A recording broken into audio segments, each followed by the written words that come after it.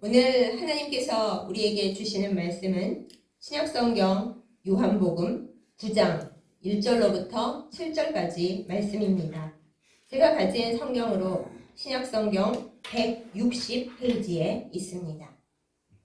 요한복음 9장 1절로부터 7절까지 말씀 제가 받들어 읽겠습니다. 예수께서 길을 가실 때에 날 때부터 맹인된 사람을 보신지라. 제자들이 물어 이르되 라삐여, 이 사람이 맹인으로 난 것이 누구의 죄로 인함이니까? 자기니까 그의 부모니까? 예수께서 대답하시되 이 사람이나 그 부모의 죄로 인한 것이 아니라 그에게서 하나님이 하시는 일을 나타내고자 하심이라. 때가 아직 낮음에 나를 보내신 이의 일을 우리가 하여야 하리라. 밤이 오리니 그때는 아무도 일할 수 없느니라. 내가 세상에 있는 동안에는 세상의 빛이로라. 이 말씀을 하시고 땅에 침을 뱉어 진흙을 이겨 그의 눈에 바르시고 이르시되 실로암 못에 가서 씻으라 하시니, 실로암은 번역하면 보냄을 받았다는 뜻이라. 이에 가서 씻고 밝은 눈으로 왔더라. 아멘. 기도하겠습니다. 우리의 모든 것이 되시는 아버지 하나님, 거룩한 주일을 주시고 하나님 앞에 예배하며 말씀 듣게 하심을 감사드립니다. 말씀을 전하는 자와 듣는 자 모두 주의 옷자락 가운데 있게 하여 주옵소서. 하나님께서 우리의 귀에, 우리의 영혼에 속삭이시는 말씀을 듣게 하시고, 또한 주께서 우리에게 원하시는 것을 순종할 수 있도록 우리의 몸과 마음을 인도하여 주옵소서. 예수님의 이름으로 간절히 기도드렸사옵나이다. 아멘. 세상 사람들이 자기는 왜 이 세상에 태어났을까? 가끔 그렇게 생각을 합니다. 제가 어렸을 때는 생일 축하 노래를 이상하게 바꿔 부를 때 왜 태어났니? 왜 태어났니? 인구도 많은데 왜 태어났니? 그렇게 장난으로 불렀습니다. 그때는 아이들이 많았기 때문에 우리가 그 노래를 부를 수 있었죠. 그렇지만 요즘은 안 그렇습니다. 아이들이 워낙 적기 때문에 왜 태어났냐고 물을 수는 없습니다. 다만 요즘 유행하는 말이 하나 있으니, 도대체 이 세상에서 내가 할 수 있는 일이 무엇인가? 나는 할 수 있는 일이 아무것도 없다 이러면서 자기 자신을 태어난 김에 사는 사람이라고 부르는 사람이 많아졌습니다. 태어나고 싶지는 않았으나 이 세상에 태어났기 때문에 할 수 없이 태어난 김에 그냥 산다라는 슬픈 표현이죠. 세상에 태어난 것은 굉장히 기쁜 일이고, 하나님께서 특별히 이 세상에 태어나게 해주신 정말 축하받을 만한 일인데, 세상살이가 너무 어렵고 힘들다 보니까 사람들이 스스로에게 물어봅니다. 대체 나는 왜 태어났을까? 그리고 많은 경우에 태어난 목적과 기쁨을 깨닫지 못하거나 혹은 살면서 잃어버린 사람들이 그냥 나는 태어난 김에 사는 거다. 죽을 수는 없으니까 그냥 산다. 이렇게 많이 말들을 합니다. 그러나 여러분, 그것이 과연 맞는 말이겠습니까? 그렇지 않습니다. 하나님께서는 우리 각자를 우리가 이 세상에 태어나기 전, 태초, 어쩌면 그 이전부터 하나님 마음속에 설계도를 그리시고 이 존재를, 이 생명을 어떻게 만들면 좋을까 생각을 깊이 하신 끝에 우리를 손수 빚으시고 생기를 불어넣어 이 땅에 보내셨습니다. 이것은 우리 각자에게 아주 소중한 진리입니다. 세상이 우리를 힘들게 하고 대체 내가 왜 여기 이렇게 살아있는 걸까? 우리가 슬프고 서럽고 고통스러울 때에 나는 그냥 어쩌다 보니 태어났거나 어쩌다 보니 그냥 살고 있다 이렇게 할 것이 아니라, 하나님께서 나를 귀한 목적을 가지고 이 세상에 내려보내셨고, 지금은 내가 할 수 있는 일이 없는 것 같고 너무 비참하고 고통스럽지만 사실 나는 이 세상에 아주 귀한 목적을 가지고 태어났다는 것을 우리가 잊지 말아야 하겠습니다. 오늘 우리는 복음서에서 가장 많이 여러 의미로 언급되는 예수님께서 치유해 주신 장애인 이야기를 봅니다. 이 장애인은 여러 기관 중에서 눈이 문제가 있었습니다. 중간에 실명을 한 것이 아니라 태어날 때부터 시각장애인으로 태어났습니다. 요즘도 시각장애인이 살기가 굉장히 어려운데 예수님 시대에는 어땠겠습니까? 거의 할 수 있는 일이 없었고 동냥을 하고 구걸을 하는 것 말고는 살아갈 방도가 없었습니다. 어느 날 예수님과 제자들이 이 시각장애인을 보고 제자들이 예수님께 질문을 합니다. 랍비시여, 선생님이시여, 저 시각장애인은 왜 저렇게 태어났습니까? 자기가 죄를 많이 지어서 저렇게 태어났습니까? 아니면은 부모, 조상이 죄를 많이 지어서 그 벌로 저 사람이 다 뒤집어 쓴 것입니까? 이렇게 질문을 했습니다. 예수님께서 들으시고 아니다. 저 사람의 죄도 아니고 부모의 죄도 아니다. 저 사람을 통해서 하나님께서 하시는 일을 나타내기 위해서 저렇게 태어난 거다라고 말씀을 주셨습니다. 여러분, 우리가 먼저 이 시각장애인, 맹인 입장에서 한번 생각해 보기로 합니다. 이 사람이 태어났을 때 자기는 뭐가 문제인지 알 수도 없는 그 어릴 때에 태어나 보니 세상이 하나도 안 보였습니다. 다른 사람들은 다 세상이 보이는데 자기는 안 보이니까 얼마나 많이 불편하고 배울 수 없는 것들이 많이 있겠어요. 자라나다 보니까 할 수 있는 게 거의 없어서 동냥, 구걸을 하면서 살았습니다. 그것만으로도 너무 슬프고 서러운데 사람들이 자기를 볼 때마다 수군거리면서 입방아를 찧어댑니다. 저 사람이 저렇게 태어난 이유가 뭘까? 모르긴 몰라도 지 죄가 많았겠지. 아니, 인생은 한 번인데 뭐 태어나기 전에 뭔 죄가 있었겠습니까? 아무튼 그렇게 떠드는 사람도 있고, 아니야, 부모가 죄를 많이 지었을 거야. 우리 율법에 보면은 부모의 죄가 3, 4대까지 이른다고 하잖아. 분명히 조상이 죄를 많이 지어서 홀라당 다 뒤집어 쓴 걸 거야. 이렇게 수근수근 합니다. 도와주지도 않을 거면서 말만 많이 하는 거죠. 그때마다 그 사람이 내색은 못했겠지만 얼마나 속이 상했겠어요. 자기의 죄로 인함이라고 하면 진짜 억울하죠. 내가 대체 뭔 죄를 지었는데, 태어날 때부터 이랬는데 억울하고, 그렇다고 부모의 죄 때문이라고 하자니 부모님이 있고 그렇게 죄가 많다 하기도 불편하죠. 부모님은 또 얼마나 억울하겠습니까? 아니, 우리가 뭔 죄를 지었다고 애가 저렇게 태어난 것도 속상한데 우리 죄라고 하는 거냐? 속상하겠죠. 그런 상황이 오래오래 이어져 온 때에 주변 사람들이나 그 사람이나 그 사람의 가족들이나 참 참담하고 슬프고 그야말로 태어난 김에 사는 거지, 태어나서 살아나갈 이유가 없다, 이렇게 절망하고 있었을지도 모르겠습니다. 혹은 제가 어렸을 때 생일 노래를 바꿔 부르듯이 왜 태어났을까? 대체 나는 여기 왜 태어났을까? 혹은 주변 사람들이 너는 그렇게 살 거면 대체 왜 태어났니? 이렇게 핀잔이나 욕을 할 수도 있었겠지요.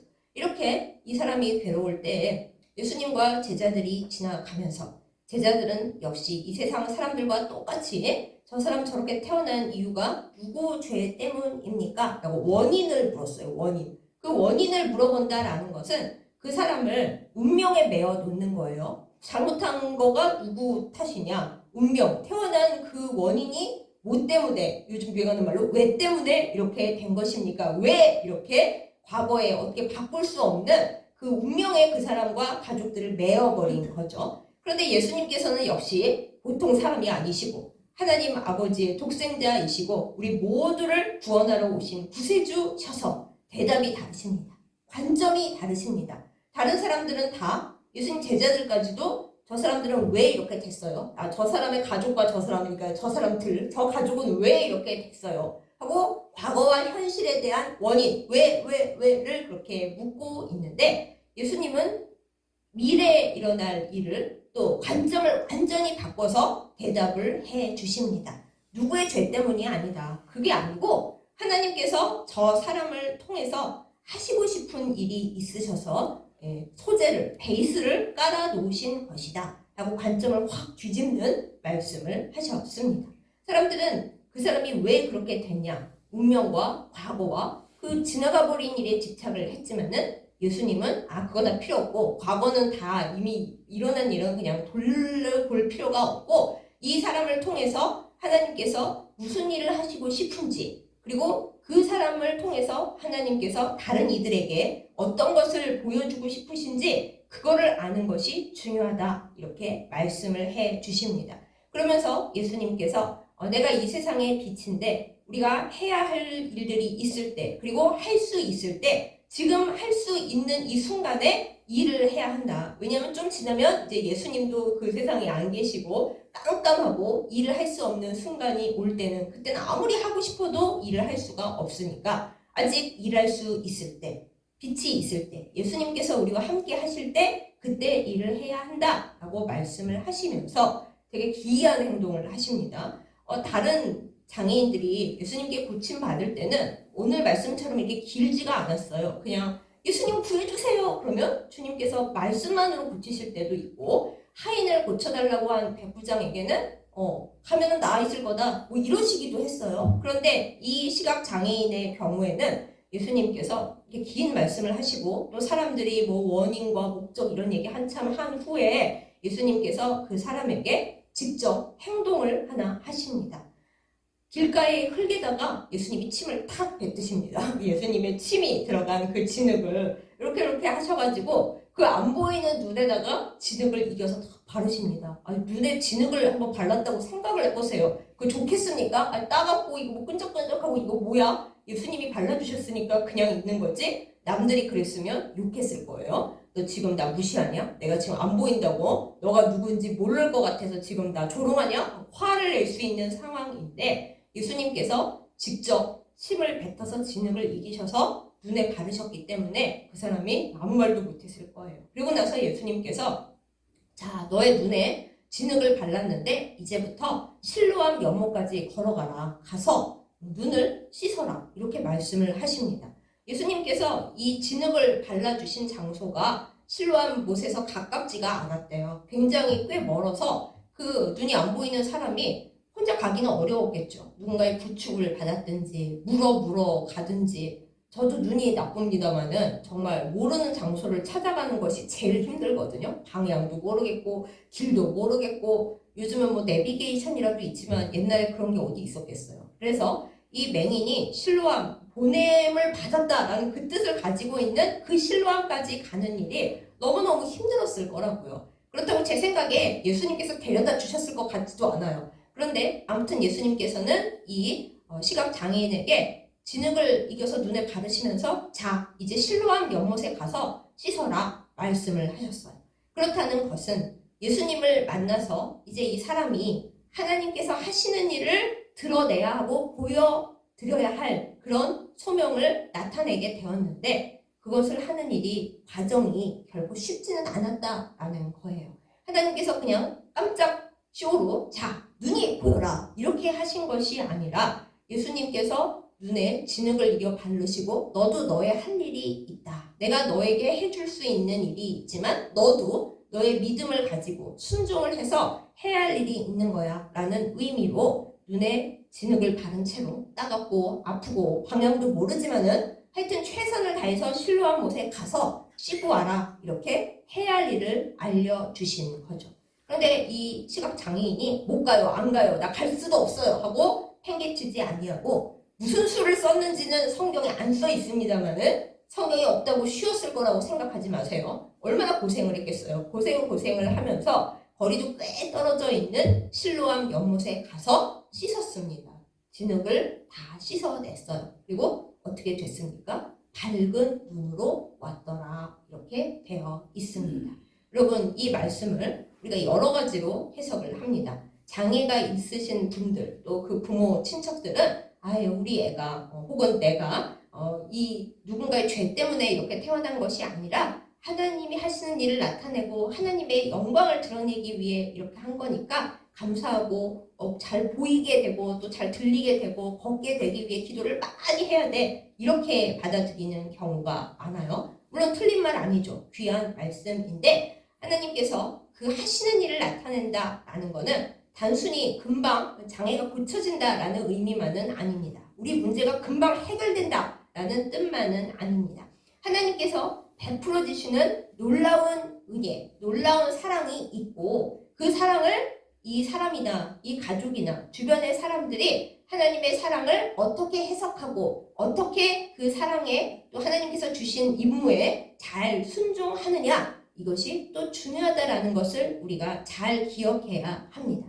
하나님은 우리 사람들에 대해서 전폭적인 은혜만 부으시는 게 아니라 내가 너희를 사랑하는데 너도 나를 사랑하고 믿니? 그러면 내가 너에게 은혜를 부을 때 너는 그릇을 팍 엎어놓고 그냥 은혜만 내려주세요. 이럴 것이 아니라 그릇을 펼쳐야 한다. 이렇게 말씀을 하십니다. 그릇을 펼쳐서 하늘에서 은혜가 내려올 때, 비가 내려올 때 받아야 할 거 아니에요. 만약에 뒤집어져 있으면 그걸 어떻게 받겠어요. 그리고 그릇이 간장종지만 하면은 아무리 하늘에서 은혜의 비가 많이 내려도 간장종지만큼밖에 못 받겠죠. 그러나 우리가 아주 크고 깨끗한 그릇을 가지고 있다면 하나님께서 은혜의 비를 부어 주실 때 깨끗한 그릇이니까 오염되지 않고 큰 그릇이니까 하나님의 은혜를 듬뿍 받을 수가 있게 됩니다.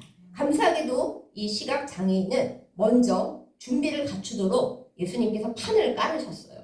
이 말 안 들었겠어요? 제자들이 야 예수님 이 사람이 왜 이렇게 된 거예요? 자기 죄 때문이에요? 조상 탓이에요? 그럴 때 예수님께서 그런 거 다 아니고 하나님이 하시는 일을 나타내기 위해서 징검다리가 된 거야. 그 마음에 이제 울림이 있겠죠. 아, 내 탓도 아니고 부모님 탓도 아니고 내가 하나님이 하시는 일을 나타내기 위한 징검다리가 되고 그릇이 된 거구나. 마음에 일단 뭉클했을 거 아니겠어요? 그 다음에 이제 예수님께서 단박에 고쳐주셨으면 이 사람은 인생이 쉬운 줄 알고 하나님의 은혜가 쉬운 줄 알고 자기가 할 일은 아무것도 없는 줄 또 착각했을 텐데 그렇게 안 하셨어요. 예수님이 진흙을 이어서 눈에 척 바르시더니 이제 내가 해줄 일은 했으니까 너는 실로암 연못을 찾아가서 너의 할 일을 해. 눈을 잘 씻고 진흙을 씻어내고 와. 그러신 거죠. 그러니까 은혜가 감사하고 내가 받을 것은 잘 준비해야 하지만 그 받는 과정에서 준비되어야 한다라는 것을 이 사람은 깨달을 수밖에 없었어요. 그것이 바로 그릇을 만들어가는 과정. 또 혹시 내 그릇이 되게 더러웠고 오염이 되어 있는 상태라면 그릇을 깨끗하게 하는 과정을 자기의 할 일을 명받은 것으로 해야 했던 거죠. 그래서 이 맹인이 물론 가는 길에 예수님을 욕했을지도 모르고 세상에 눈이 안 보이는 나에게 어떻게 저 멀리까지 가서 씻으라고 할 수가 있어. 한 방에 좀 해주면 안 돼? 했을지도 모르지만은 그 가는 길에 포기하지 아니하고 성경에 나서 있지만 좌우당간 가서 눈을 씻은 결과 하나님께서 자기에게 명하신 일을 한 결과 결국에는 눈이 보이게 되었고 하나님께서 자기를 통하여 하시고자 하는 일을 결국 해내고 나중에 예수님의 제자가 되었습니다. 사랑하는 여러분, 우리의 삶도 마찬가지입니다. 우리의 삶 속에서 하나님께서 은혜를 그냥 팍팍 부어주시고 우리 할 일이 아무것도 없다면은 좋았겠죠, 우리 생각에. 근데 그게 결코 좋은 게 아닙니다. 쉽게 얻은 것은 우리가 감사한 줄을 모르고 쉽게 그냥 써버리고 없어집니다. 하나님의 은혜를 우리가 어려운 환경 중에서 정말 피눈물을 흘리며 고통 중에 받게 되면 그 은혜가 얼마나 감사하고 귀한 것인지 잘 알게 됩니다. 그리고 옛날에 요만했던 그릇이 우리는 싫지만 고난과 시련을 잘 이겨내고 눈에 붙은 진흙을 해가면서 실로암 연못까지 보냄을 받아 가는 동안 그 시련을 이겨낸다면 하나님께서 기뻐하실 만한 하나님께서 하시는 일을 나타낼 만한 큰 그릇으로 성장하고 성숙할 수가 있는 것입니다. 꼭 장애의 문제가 아닙니다. 사실 우리가 뭐 마음이든지 영혼이든지 성격이든지 다 장애 한두 개씩은 갖고 있지 않습니까? 그게 겉으로 안 보이니까 장애가 아닌 척하고 있는 거죠. 그 모든 세월 속에서 하나님은 우리가 그 모든 장애를 이겨내고 모든 죄를 털어내고 하나님이 하시는 일을 나타내는 주의 백성이 되기를 간절히 바라십니다. 우리를 미워하셔서 힘들게 하시는 것이 아닙니다. 하나님은 우리에게 재앙이 아니라 평안을 주기를 간절히 바라십니다. 그럼 우리가 어떻게 해야겠습니까? 하나님은 왜 나에게 이렇게 태어나서 고생길만 주고 기껏 하나님 믿어서 좀 복 좀 주시나 했더니 나의 삶에 진흙을 척 바르시고 야 너 실로암 목까지 걸어와 그리고 그때 씻어 뭐 이렇게 하시냐 하고 생각할 것이 아니라 하나님께서 하시는 일을 해주셨고 나에게는 또 내가 할 일을 주셨구나. 내가 이 과정에서 넘어지지 않고 시험 들지 않고 주님께서 보내시는 그 자리까지 힘을 써서 그 과정이야 눈물 없이는 갈 수 없고 다시 가라 하면 나는 못 가네. 그렇겠지만은 하나님과 함께 가는 길이기에 우리가 힘을 내서 가야 하겠습니다. 이것이 우리가 태어난 목적입니다. 누가 왜 태어났니? 그러면 아니 나 그냥 태어나기 싫었는데 태어난 김에 그냥 살아. 이게 아니고 나 내가 목적이 있어서 할 일이 있어서 태어난 줄 알았는데 살다 보니까 그게 아니더라고 하고 나 모든 걸 잃어버렸어. 그냥 죽을까 봐. 이런 것이 아니라 하나님께서 우리에게 바라시는 일, 하나님의 그 뜻을 나타내고자 하시는 그 일을 우리가 매일 매 순간 기적 속에서 찾아가면서 주님께서 보내시는 실로암까지 가서 씻고 밝은 눈으로 밝은 모습으로 주님이 원하시는 그릇으로 성숙되어서 주님 앞에 서야 하겠습니다. 이 세상에 태어난 모든 인간에게는 하나님께서 원하시고 또 기뻐하시는 목적이 있습니다. 사람뿐이겠어요? 꽃 한 송이, 풀 한 포기도 다 이 세상에 왔을 때는 하나님께서 주신 커다랗고 귀한 목적과 해야 할 일들이 있습니다. 왜 태어난 이가 아닙니다. 하나님의 일을 나타내려고 귀한 목적을 가지고 우리 모두는 태어났습니다.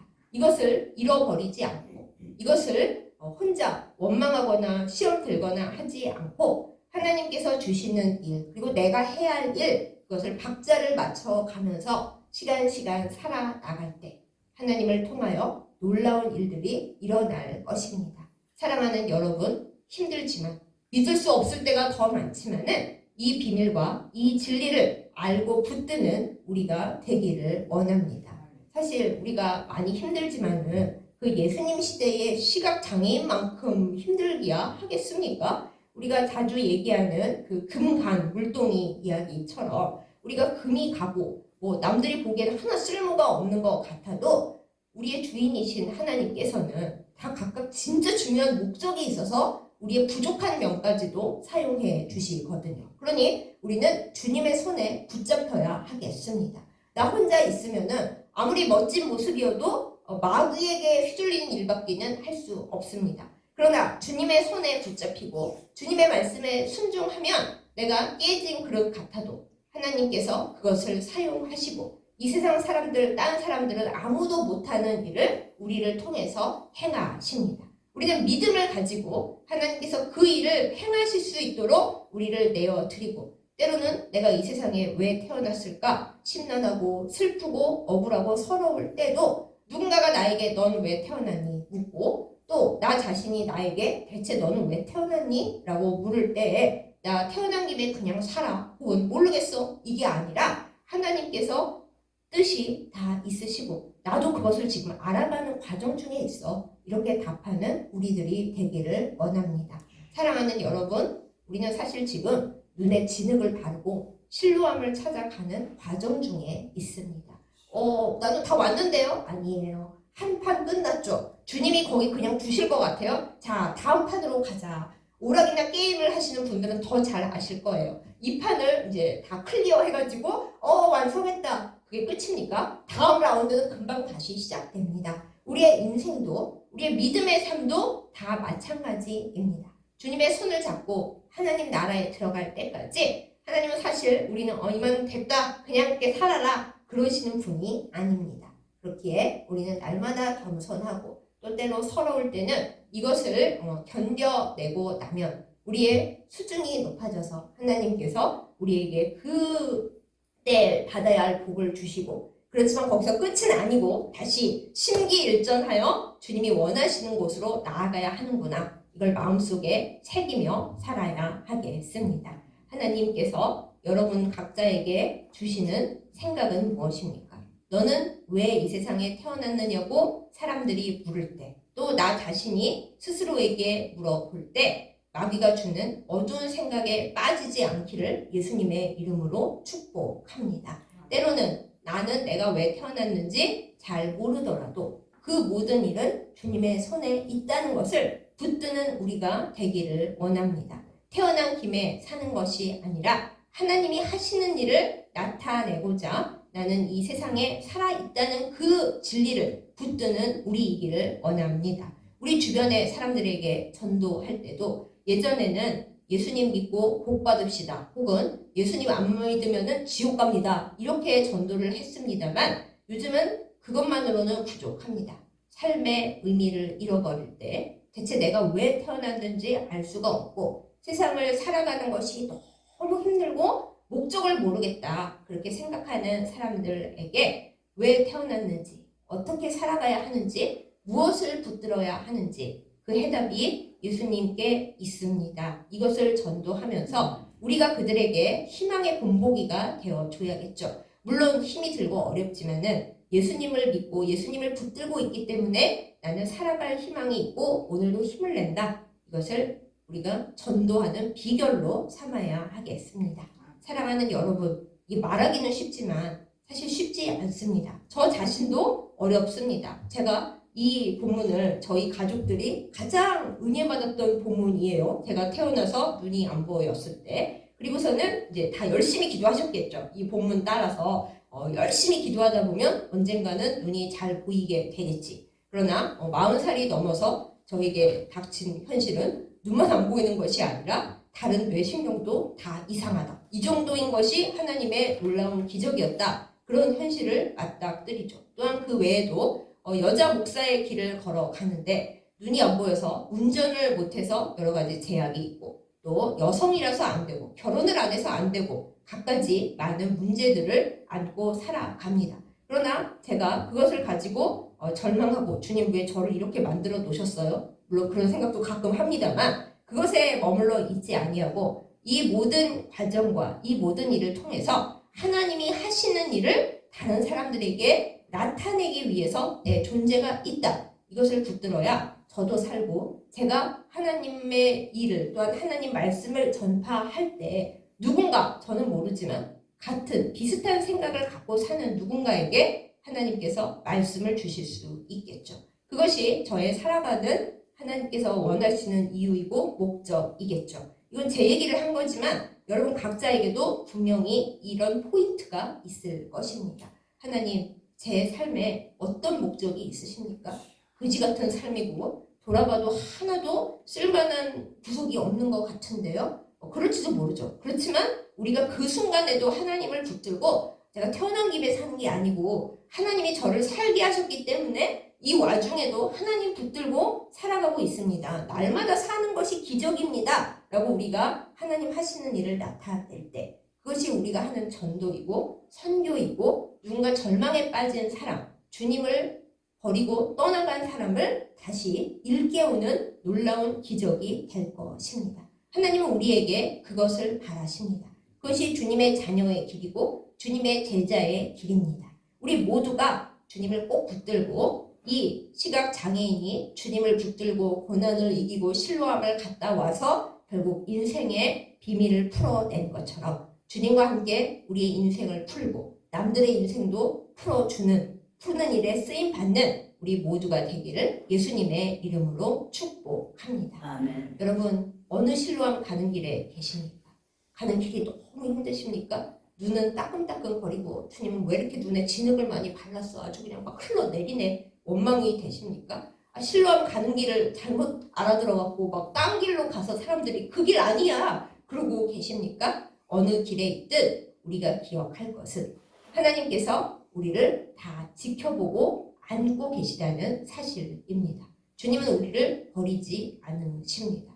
우리가 원망하고 절망하는 순간에도 그것이 끝도 아니고 마지막도 아닙니다. 주님 품으로 늘 돌아오고 주님의 품에 안기고 날마다 우리에게 크고 작은 기적을 베푸시는 주님의 손 안에서 평안을 누리고 주께서 우리에게 주신 목적을 이루어가고 알게 되는 우리 모두가 되기를 예수님의 이름으로 축복합니다. 아멘. 기도하겠습니다. 하나님 아버지, 우리를 이 땅에 보내심은 하나님의 크신 그림과 사랑이 있었음을 믿고 고백합니다. 물론 사람들과 우리 자신이 대체 이 세상에 왜 태어났냐고 물을 수도 있고 너무 힘들어서 태어난 김에 죽을 수는 없어서 살고 있다 이런 생각을 하고 말을 할 때도 있지만 하나님 그것이 아니라는 사실을 우리는 믿고 고백합니다. 우리가 태어나 살아가고 있는 목적을 깨달아 알게 하여 주시옵소서. 하나님 다시 가라 하면 못 갈 정도로 우리 인생의 마디마디가 너무 슬프고 서럽고 괴로울지라도 하나님 안에서 이 모든 비밀이 풀릴 때까지 주님의 손을 잡고 주님과 동행하여 주님의 뜻에 따라 살게 하여 주시옵소서. 예. 주님, 우리의 눈에 진흙을 너무 많이 바르셔서 우리가 쓰라리고 길을 잃어버렸고 어디로 가야 할지 모를 때가 너무 많이 있습니다. 우리를 붙들어 주시고 우리의 손을 잡아줄 그 모든 일들을 베풀어 주옵시고 주님께서 우리를 지켜보고 계시고 매 순간마다 기적을 베풀어 주신다는 것을 믿고 전진하게 하여 주시옵소서. 아멘. 주여 우리에게 실로함으로 인도하여 주시는 은혜를 맛보게 하여 주시옵소서. 예. 씻고 우리의 그릇이 깨끗하여 져서 주님께서 부으시는 은혜의 담비를 풍성하게 받아 누리며 다른 사람들에게도 나눠주는 복의 통로가 되게 하여 주시옵소서. 아멘. 예수님의 이름으로 간절히 기도드렸사옵나이다. 아멘.